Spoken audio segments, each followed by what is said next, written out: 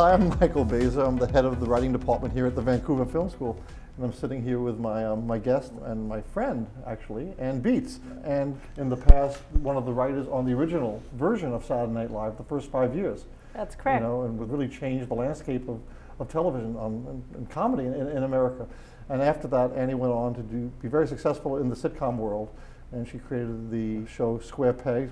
I don't think I know many people who have covered the waterfront in comedy. And you're leaving out Different World, which forgot. was the second highest rated show in television It's when true. it was on. It's absolutely true. I should be We had a punished. 48 share. Really? Yep, read it and weep. What do you attribute that to? That it followed the Cosby Show. And so they were the second highest rated show. We were the first. They were the first highest rated. We were the second highest rated. Can you tell us a little bit about the experience of being a writer on Saturday Night Live and a woman writer on Saturday Night Live, which was kind of a male-dominated show to some level? Yeah, well, there were only at the most ever 3 women on Saturday night. We actually wrote a lot of stuff for Lorraine, Jane, and Gilda because we always felt that we had an obligation to cover the girls, to make sure that they got their time on the show and weren't relegated to roles where they would go, you know, Mr. Stevens, we'll see you now. Right. And it was live television. It had to be terrifying. Well, no, it wasn't really terrifying. I mean, because we didn't take it that seriously.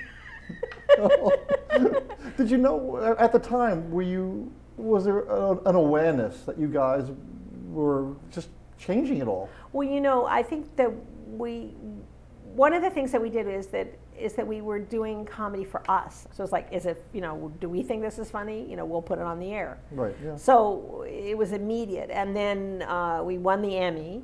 So that was kind of a big thing. It is true then that you actually asked for and received a hospital bed in your office. Yeah. And actually worked out of a hospital bed. Well, I'd been in a cab accident, so I was writing in the hospital while Right. I was in the hospital. So I just thought, oh, this is great. You know, I just need to put the typewriter on the tray table. I have this bed.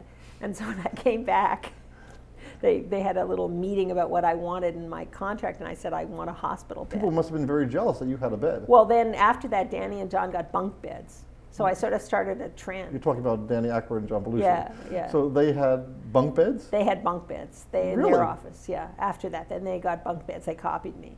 It's a pretty wacky place. And their office was you didn't want to breathe too deeply when you went in there. Well, It was a little funky. I suspect it is, yeah. I would think. So when was the point you said, I want to be a writer? I never did. Really? So you just happened to wake up one day and you found yourself? No, well, I think when I was, before puberty struck, I think I did want to be a writer, and I wrote things, and I put out the Beats Home News, and I wrote all kinds of stuff. And then I think once I got into high school, I became intimidated, and I felt like, well, I couldn't be a writer, really. I had to do something else. I had to earn a living. I had to get married. I was derailed. And then I was somewhat mentored by my boyfriend at the time, Michel Choquette, who was writing for the National Lampoon, which was this magazine that was just being started.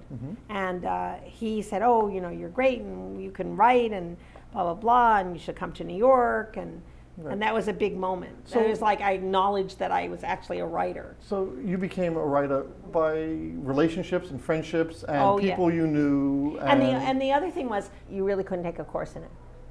Right. I mean, you couldn't take a course in television writing, for instance. Or even for screenwriting, for that matter. I mean, hardly anywhere. It really wasn't a career path. No, it really was. And it's become that because it really kind of attracted, in those days, the misfits to a certain degree. It attracted people who couldn't get up in the morning. Yeah, pretty much.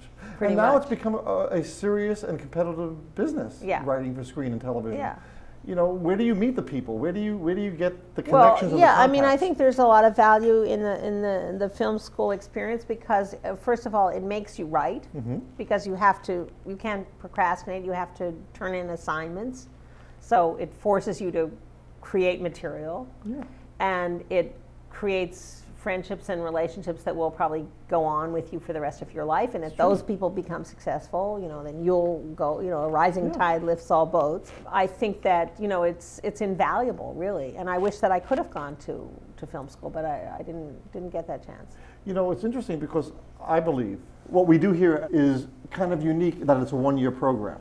Oh yeah, that's very interesting that it's a one-year program because you can really get it done fast and you can focus and you can concentrate and you can, you know, really put in a lot of time and effort and then come out with some results. Yeah, we do a really intensive thing here. And what I like about it is I really believe that after a year, it's just go do it. I mean, if you're going to be a writer, you've got to write. And you've been up here, you've been hanging out on our campus. What are your impressions about what we're doing up here? It's amazing, actually. I had no idea. I'm very impressed. And I haven't had a chance to meet all of the faculty, but those whom I have met seem, you know, really on the ball. They're interested in making the students able to make their mark in the business. So we've got a great thing going on here.